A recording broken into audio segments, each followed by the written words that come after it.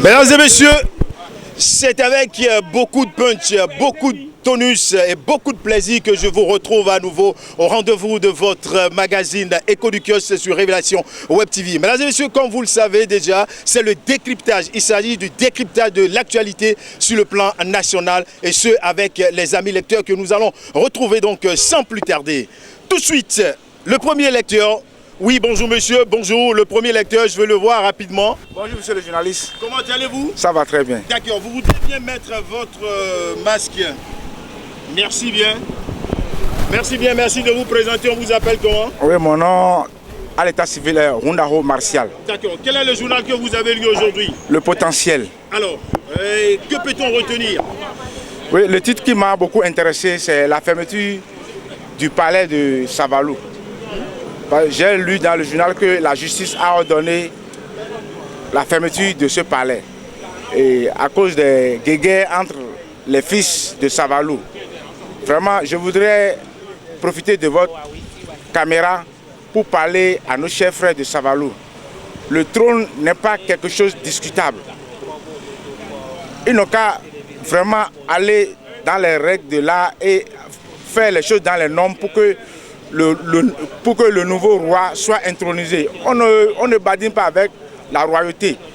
Je voudrais parler, même si la justice s'est impliquée, que le gouvernement ou bien le ministre de la Culture appelle tous les fils et ensemble au palais même, ils vont rester, s'asseoir et trouver un terrain d'entente pour que Savalou, bientôt 15 août, 15 août ou bien 15 août Pentecôte où on fête la fête de Liam.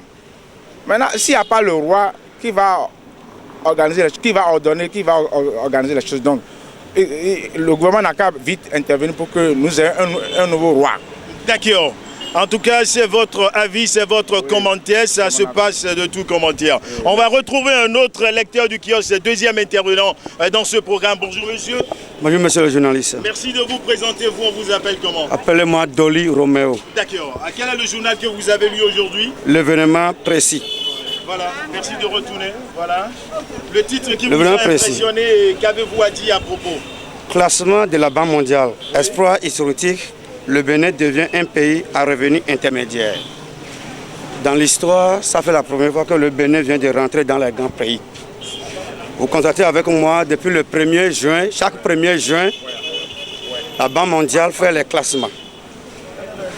La Banque mondiale fait les classements qu'aujourd'hui le Bénin a quitté d'un pays revenu faible et aujourd'hui il est un pays revenu intermédiaire comme le Sénégal, le Maroc et la Côte d'Ivoire.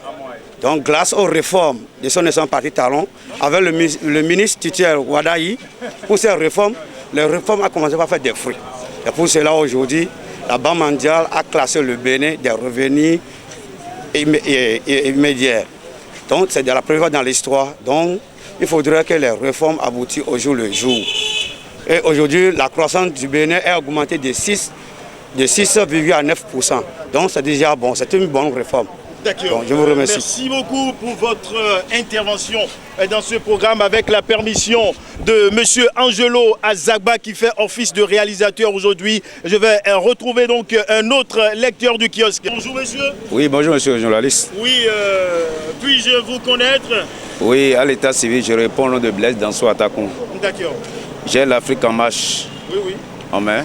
Afrique en marche, oui. Oui. À l'intérieur, j'ai vu un sous-titre qui parle de recours en révision de l'arrêt annulant le décret de promotion. Philippe Roundéon fait marche en arrière. Monsieur le journaliste, ce dossier de Philippe Roundéon, l'ancien DGPN, oui, fait couler de la salive et d'encre. Et moi, je voudrais demander à la justice de bien traiter ce dossier-là. Parce que quand quelqu'un est promu général de son rang et du jour au lendemain il est dégradé comme ça, ça donne une certaine frustration.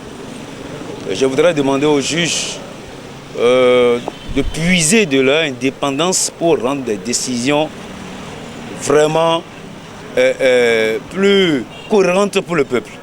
Je voudrais leur rappeler que les juges qu'ils sont là, ils ne sont pas là pour le gouvernement. Ils ne sont pas là pour les politiciens. Ils sont là pour le peuple. Les juges sont là pour le peuple. Donc il va falloir qu'ils rendent des décisions de jurisprudence. Vous voyez, voilà quelqu'un qui est général. On sait de quoi il est capable pour ce qui concerne les armes. Et on le rétrograde comme ça pose problème. Et cette de frustration en frustration, ce que ça va donner, c'est de l'insécurité totale. Aujourd'hui, on voit dans notre société des militaires radiés à cause de faux diplômes. En temps normal, dans les pays développés, lorsqu'on trouve des griefs sur un militaire, même s'il est en infraction, on le maintient là parce il sait manipuler déjà l'âme. Le laisser maintenant rentrer dans la société constitue déjà un danger pour la société. Donc on le garde. Par exemple aux États-Unis, même si tu commets de forfaits en tant que militaire, on te garde là. On te trouve un docteur pour changer ta psychologie et te maintenir dans l'armée, te regarder dans l'armée et te donner des punitions qu'il faut. Mais radier les militaires comme ça, c'est vraiment grave. C'est vraiment grave. Et créer des frustrations dans le rang des militaires, ce n'est pas une bonne chose. Et je voudrais interpeller les juges de la Criette, vraiment de faire diligence à ce dossier de coup d'État qui est porté devant eux. Parce que quand on se souvient de la sortie de Maître Orula, qui est actuel ministre de la Communication, on a l'impression que le dossier là est vide. Parce qu'il a dit il a mis tout au conditionnel. Il aurait une tentative de coup d'État. Mais pour le législateur, lorsqu'il y a tentative de coup d'État, la tentative c'est quoi? C'est l'infraction tentée. Mais avant que la tentative ne soit punissable, il faut au moins 3 éléments en droit pénal général. Il faut l'élément matériel, l'élément moral et l'élément légal. Même si tout ça là est réuni, le législateur encore exige qu'il y ait commencement de l'exécution. Est-ce qu'il y a le commencement de l'exécution dans ce dossier? Ils ne sont même pas encore arrivés sur le territoire. Donc moi j'aurais souhaité qu'on vise ce dossier parce qu'on en a connu sous Yaïboni quelque chose de tentative de coup d'État. Et on sait comment cela est fini. Ça s'est terminé comme ça. Donc il faudrait qu'eux-mêmes là évitent le dossier parce qu'on en a connu. Les Béninois aiment beaucoup sa démocratie et n'aiment pas mettre la démocratie en cause. Ce n'est pas le moment et on ne pense pas que vraiment ces militaires-là ont vraiment l'idée de porter atteinte à la sûreté de l'État.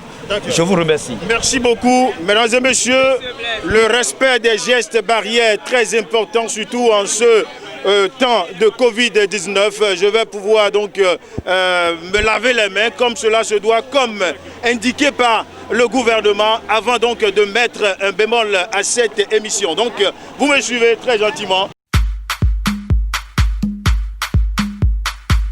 Highly spiritual.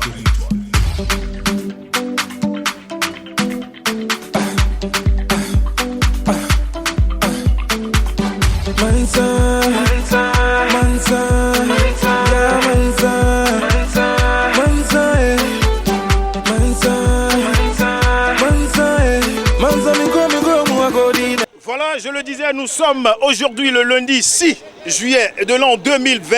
Terminus, tout le monde descend, ce sera tout. On va se donner rendez-vous le vendredi prochain pour un autre numéro de Écho du Kiosque. D'ici là, portez-vous bien. Bye bye.